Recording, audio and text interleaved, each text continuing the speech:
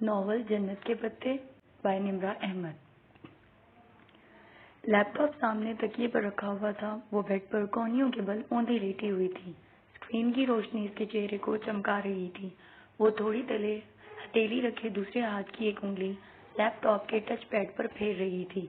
لمبے سیدھے سیاہ بال سائڈ پر پڑے تھے۔ اس کی آنکھیں بھی ویسی ہی تھی، سیاہ بڑی بڑی آنکھیں اور چاندنی جیسی چمک تھی، اور چہرہ ملائی کا بنا لگتا تھا، سفید صاف چکنا سا۔ وہ اسی مگن انداز میں اسکرین پر نظریں مرکوز کیے ٹچ پیڈ پر انگلی پھیر رہی تھی۔ ایک کلک کے بعد کوئی صفحہ کھلا تو اس کی متحرک انگلی رک گئی۔ اسکرین پر جمی آنکھوں میں ذرا تفکر ابھرا اور پھر بے چینی اس نے جلدی جلدی 2-3 بٹن دبائے۔ لوڈنگ۔ اگلے صفحے کے لوڈ ہونے کے انتظار کرتے ہوئے اس مضطرب انداز میں اس نے انگلی سے چہرے کی دائیں طرف سے پھسلتی لٹیں پیچھے کی۔ چند سیکنڈ میں صفحہ لوڈ ہو گیا۔ وہ بے چین ہو کر چہرہ اسکرین کے قریب لائی تو اس کے بالوں کی چند لٹیں پھسل کر پھر چہرے کے سامنے آ گئی۔ جیسے جیسے وہ پڑھتی گئی اس کی آنکھیں حیرت سے پھیلتی گئی، لب ذرا سے کھل گئے اور پورا وجود بے یقینی میں ڈوب گیا۔ ڈھیر سارے لمحے لگے تھے اس کو خود کو یقین دلانے میں جو وہ پڑھ رہی تھی بالکل سچ ہے، اور جیسے ہی اس کے ذہن نے یقین کی دھرتی کو چھوا وہ ایک جھٹکے سے اٹھ بیٹھی۔ اس کا فون سائڈ ٹیبل پر رکھا تھا۔ اس نے ہاتھ بڑھا کر سیل اٹھایا اور جلدی جلدی کوئی نمبر ڈائل کیا۔ رات کی مقدس خاموشی میں بٹنوں کی آواز نے ذرا ارتعاش پیدا کیا۔ اس نے فون کان سے لگایا اور دوسری طرف بیل جا رہی تھی۔ ہیلو زارا، شاید رابطہ مل گیا تھا۔ تبھی وہ بے حد شوخی سے چہکی، کیسی ہو؟ سو تو نہیں گئی تھی؟ دوسری طرف سے اس کی دوست کچھ کہہ رہی تھی۔ وہ لمحے بھر کو سننے کے لیے رکی اور پھر ہنس پڑی۔ ساری باتیں چھوڑو، میرے پاس جو بڑی خبر ہے وہ سنو، اس نے عادتاً اپنے بالوں کی لٹ کو انگلی پر لپیٹتے ہوئے کہا۔ تم یقین نہیں کرو گی، میں جانتی ہوں۔ ارے نہیں یار، دلاور بھائی کی شادی کے بارے میں نہیں ہے۔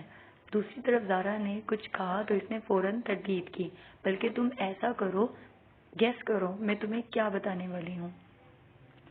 اس نے ایک ہاتھ سے لیپ ٹاپ سائڈ پر کیا اور تکیہ نکال کر بیڈ گراؤنڈ سے ٹیک لگا کر کہا۔ پھر اس نے ٹیک لگا کر پاؤں سیدھے کر لیے، ساتھ ساتھ وہ زارا کے اندازوں کی تردید بھی کیے جا رہی تھی۔ نہیں، بالکل نہیں، ایسا تو بالکل بھی نہیں۔ ارے میری شادی بھی نہیں ہو رہی، جی نہیں، ارم کی بھی نہیں ہو رہی۔ سیریسلی زارا، تمہاری سوچ بس یہیں تک ہے؟ اب کان کھول کر سنو تم، وہ آرمیدف ایکسچینج پروگرام یاد ہے جس کے لیے ہم نے اپلائی کیا تھا؟ یورپین یونین نے مجھے اسکالرشپ کے لیے سلیکٹ کیا ہے۔ دوسری جانب زارا اتنی زور سے چیخی کہ موبائل کا اسپیکر بند ہونے کے باوجود بھی اس کی چیخ کمرے میں گونجی تھی۔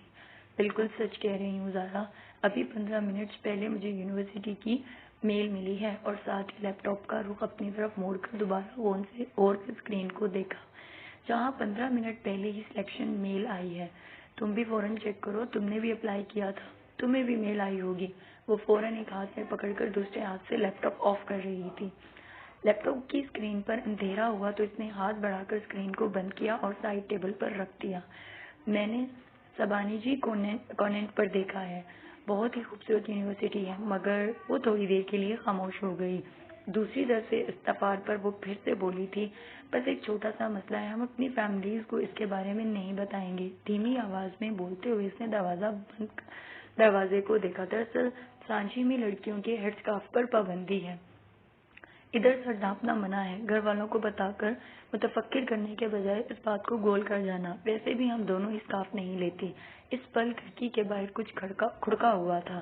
وہ چونک کر دیکھنے لگی۔ قد آدم کھڑکیوں سے آگے بھاری پردے گرے ہوئے تھے، البتہ پیچھے جالیاں کھلی ہوئی تھی۔ شاید اس کا وہم تھا۔ وہ سر جھٹک کر فون کی طرف متوجہ ہو گئی۔